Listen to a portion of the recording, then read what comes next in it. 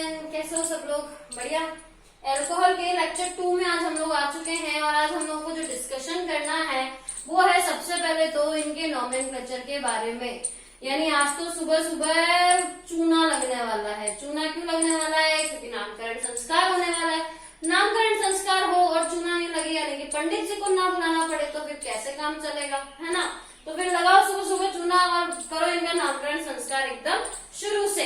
देखो, नॉमेनक्लेचर जो अपन अल्कोहल का करते हैं वो अपने को 3 अलग अलग डिवाइडेशन के अंदर पढ़ना है। इनके लिए अपन यूज करेंगे इनका IUPAC नेम, जो तो अपने को सबके लिए करना ही पड़ता है। सेकेंड, इनके अंदर अपन करने वाले हैं इनका कॉमन नेम, और कॉमन नेम के बाद में स्पेशली आज अपन इनके अंदर पढ़ने वाले हैं डेराइव्ड नेम सिस्टम। 3 तरीके के नेम सिस्टम हम लोग यहाँ पर पढ़ेंगे। IUPAC जो कि सबके लिए कॉमनली अपन पढ़ते ही पढ़ते हैं, कॉमन नेम भी अपन इनका देखेंगे, और तीसरा अपन देखने वाले हैं इनका डायरेक्ट नेम सिस्टम। अगर मैं इंडिविजुअली बात करूं IUPAC के लिए, तो IUPAC सिस्टम के अंदर अल्कोहलों को कहा जाता है एल्केनॉल।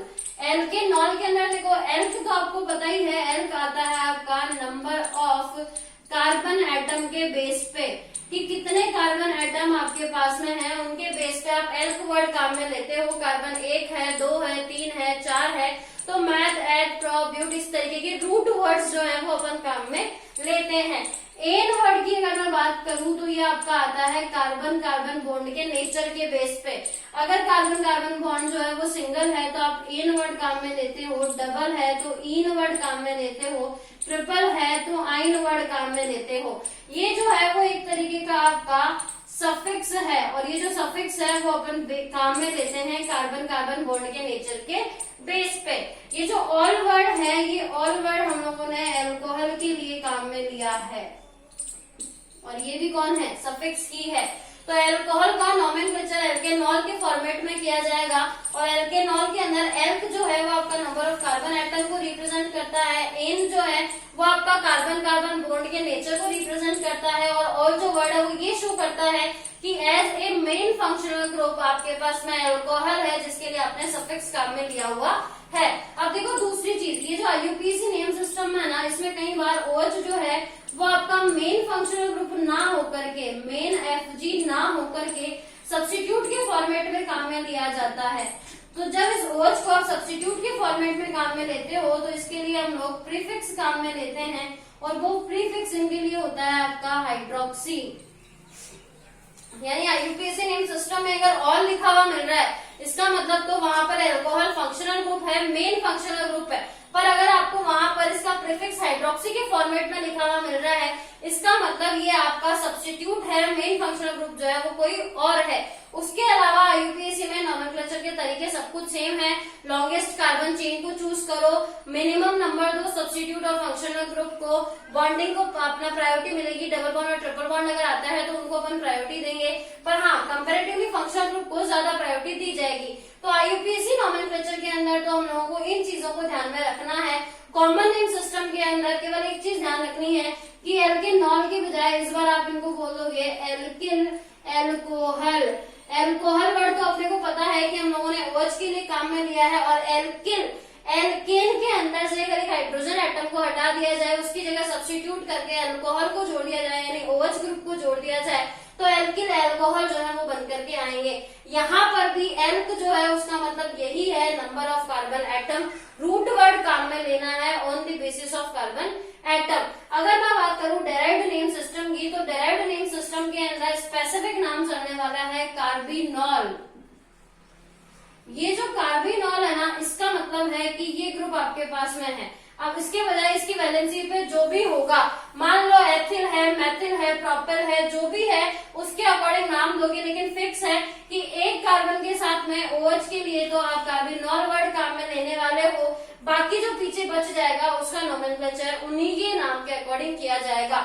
इन तीनों नेम सिस्टम को अपन एक कॉमन एग्जाम्पल के ऊपर अप्लाई करेंगे, समझेंगे, और उसके बाद इनको ढेर सारे एग्जाम्पल के ऊपर ट्राई करेंगे। इसको आप जल्दी से नोट कर लो। तो अपन एक जनरल से एग्जाम्पल लिया है, ये हमारा एग्जाम्पल है जिसके अंदर लोग तीनों तरीके के नॉमेनक्लेचर की बात करेंगे। इसके अंदर सबसे पहले देखो कॉमन नेम। कॉमन नेम के लिए हमको ये पता होना चाहिए कि कॉमन नेम में हम इनको बोलते हैं एल्किल, एल्कोहल। जबकि अगर IUPAC नेम की बात की जाएगी तो हम इनको बोलेंगे एल्केनॉल। और कॉमन डेराइव्ड नेम सिस्टम के अंदर हम इनको बोलने वाले हैं एल्किल कार्बिनॉल। इन तीनों को ध्यान में रखते हुए अपन इसका नोमेनक्लेचर जो है उसको करने वाले हैं। अब देखो, सबसे पहले अपन कार्बन चेन चूज करें। ये रही हमारी कार्बन चेन, ये हमने कार्बन चेन को चूज कर लिया। कार्बन चेन को चूज करा है, इसका मतलब हम लोग यहाँ पर किसकी बात कर रहे हैं? आईयूपीएसी नेम सिस्टम की बात कर रहे हैं। अब आईयूपीएसी नेम सिस्टम के अंदर क्या करना होता है? नंबरिंग देनी होती है। नंबरिंग किधर से भी देखो 1 2 3 1 2 3, यानी हर बार इस OH को सेकंड पोजीशन ही मिलने वाली है। तो कहीं से भी नोमेनक्लेचर करो कुछ फर्क नहीं पड़ेगा। ये हो गया आपका 1, ये हो गया 2 और ये हो गया 3। इसका मतलब सेकंड पोजीशन के ऊपर हमारा OH ग्रुप आ रहा है और 3 कार्बन की चेन है। 3 कार्बन की चेन के लिए जो रूट वर्ड काम में लिया जाता है वो होता है प्रॉप। यानी आईयूपीएसी नेम में अपन एल्क की जगह पे तो क्या काम में लेने वाले हैं? प्रॉप। अब देखो, सारे कार्बन बॉन्ड जो है, कार्बन कार्बन बॉन्ड जो है वो सिंगल है। कार्बन बॉन्ड सिंगल है, इसका मतलब एन वर्ड ही हम लोग यहाँ पर काम में लेने वाले हैं।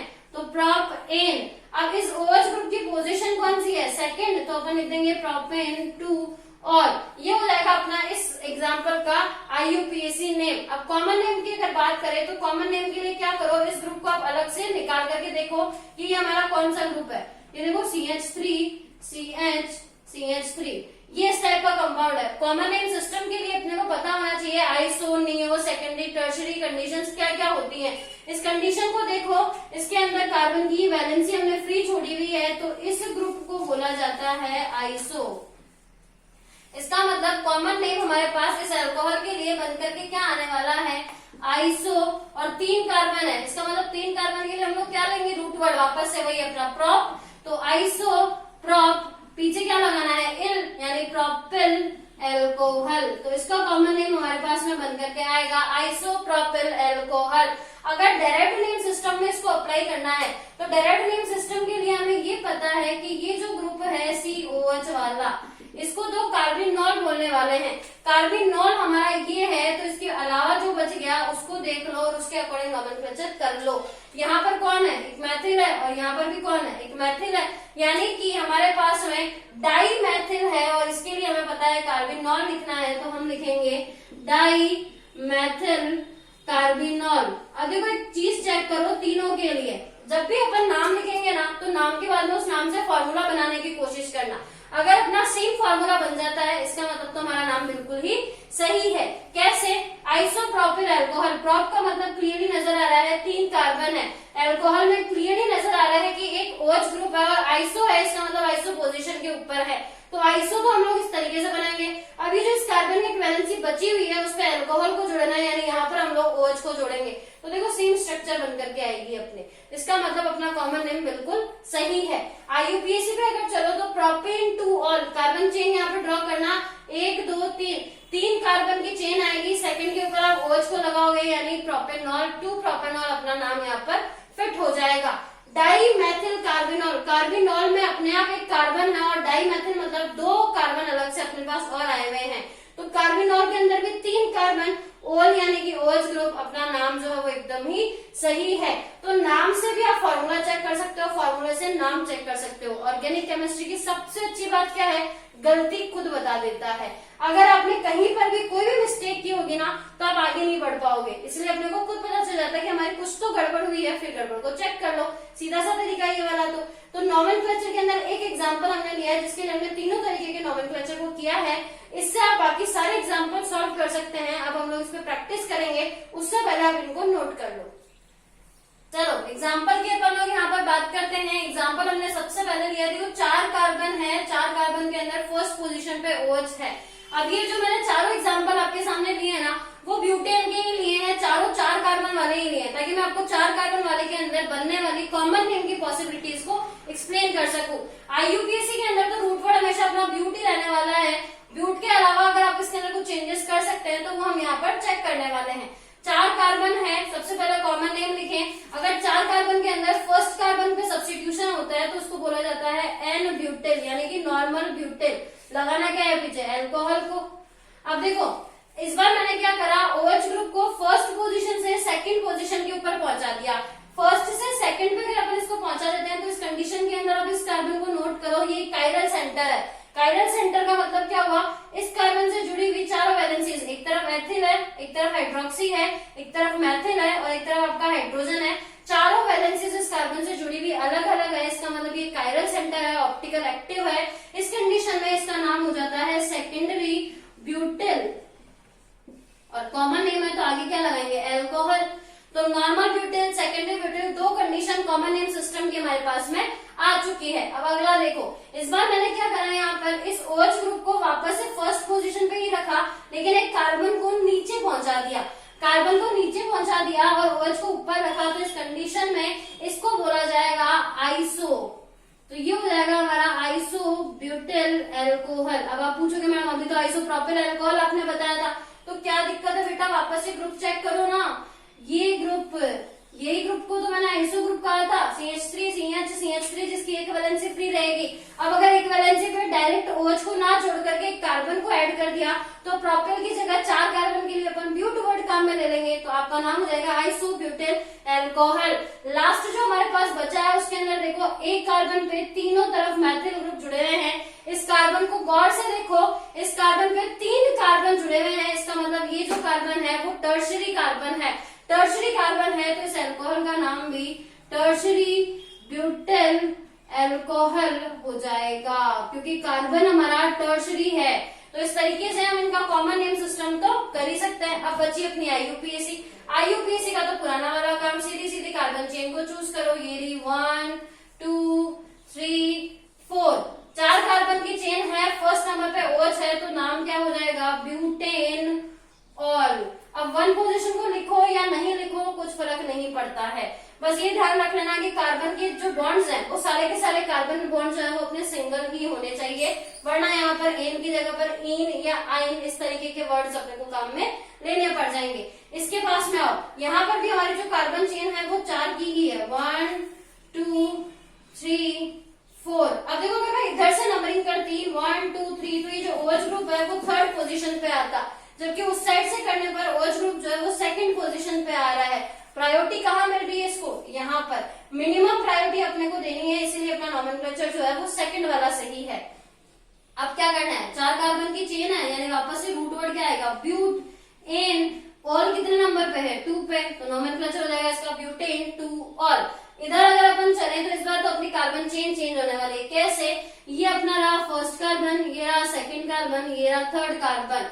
अब देखो इस कंडीशन के अंदर फोर्थ कार्बन हमारा चेन में नहीं आ रहा है, तो 3 कार्बन के लिए रूट वर्ड क्या काम में लेने वाला है इस बार अपन, प्रॉप। लेकिन उससे पहले सेकंड कार्बन पे एक सब्स्टिट्यूट है, इसका नॉमेनक्लेचर हम लोग करेंगे। सेकंड कार्बन पे सब्स्टिट्यूट है हमारा मैथिल, तो 2 मैथिल, 3 कार्बन के लिए रूट वर्ड आएगा प्रॉप, सारे बॉन्ड सिंगल है यानी कि एन, और ऑल किस पोजीशन पे, फर्स्ट पे, यानी नाम क्या हो जाएगा, प्रोपेनॉल, 2 मैथिल प्रोपेनॉल। अब ऊपर वाला बच गया अपना, यहाँ पे फिर वही कार्बन चेन चूज करो।